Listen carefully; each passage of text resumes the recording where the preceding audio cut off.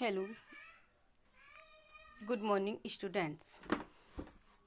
आज हम class 10th का पोइट्री का लेसन 2 है जो ए टाइगर इन द जू वो रीड करेंगे। इस कविता में बताया गया है जॉर्ज लैरिस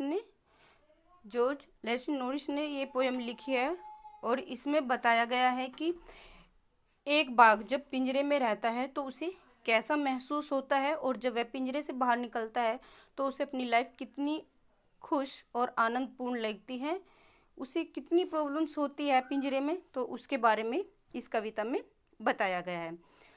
सबसे पहले हम इसका सेंट्रल आइडिया करेंगे पोएम का। The poet wants to convey that is cruel to keep wild animals. कवि बताता है, कहना चाहता है कि जब हम जंगली जानवरों को एक सेल में यानी पिंजरे में बंद कर देते हैं तो उन्हें कितना उनके वातावरण से दूर कर देते हैं तो उन्हें कितना दुख होता है, वो कितने दुखी होते हैं, उन्हें कितना गुस्सा आता है और वो उस लाइफ को याद करते हैं जो उनकी जंगल की होती है। ठीक है, सभी बच्चे सेंट्रल आइडिया कर लेंगे। उसके बाद में पोएम को रीड करते हैं।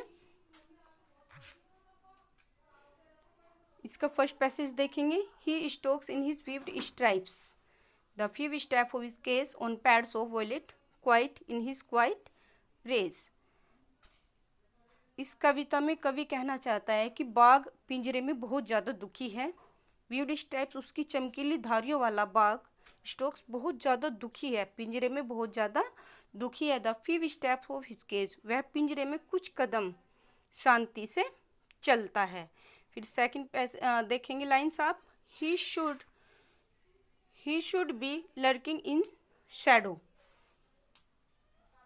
लर्किंग माने होता है छिप जाना, इन शैडो घास में, वह घास में छिप जाता है। स्लाइडिंग थ्रो और धीरे धीरे सरकता है, घास पर धीरे धीरे सरकता है। नियर द वाटर होल, जहाँ पर पानी इकट्ठा होता है। वेयर पंप डियर पास, और जहाँ पर हिरन घूमने के लिए आते हैं। कहने का मतलब है कि बाघ जंगल में छिप जाता है और वह घास पर धीरे धीरे सरकता है क्योंकि वह जो हिरन पानी पीने के लिए आते हैं उनका शिकार करना चाहता है।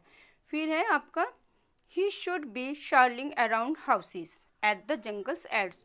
और शार्लिंग माने होता है गुर्राना, जो जंगल के आसपास घर है वो उनमें बहुत ज़्यादा गुर्राता है, दहाड़ता है। बार्लिंग हिज वाइट फंग्स, और अपने सफ़ेद नंगे दांतों से, हिज कोज, और अपने पंजों से, टेररिसिंग आतंक फैला देता है। द विलेज, गाँव में, वह गाँव में अपने पंजों से और दांतों से आतंक फैला देता है। उसके बाद क्या होता है कि उसको but his is locked in the case, इसके बाद उसे जेल में, यानी कंक्रीट की जेल, जो पक्की बनी हुई जेल है रोडियों से, उसे उसमें बंद कर देते हैं। जी स्ट्रेंथ बिहाइंड बार्स, और वह फिर सलाखों के पीछे अपनी शक्ति को देखता है। Stalking the length of his cage, और वह जो पिंजरा है उसकी लंबाई को देखता रहता है। एंड इग्नोरिंग विजिटर्स, और जो उससे मिलने देखने के लिए आते हैं, चिड़ियाघर में बहुत से विजिटर्स देखने के लिए आते हैं जो बाघ को, वह उनकी ओर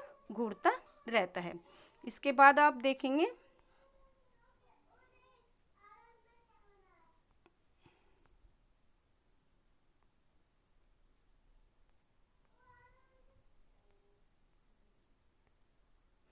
आपके जो है एडिशनल क्वेश्चंस हैं।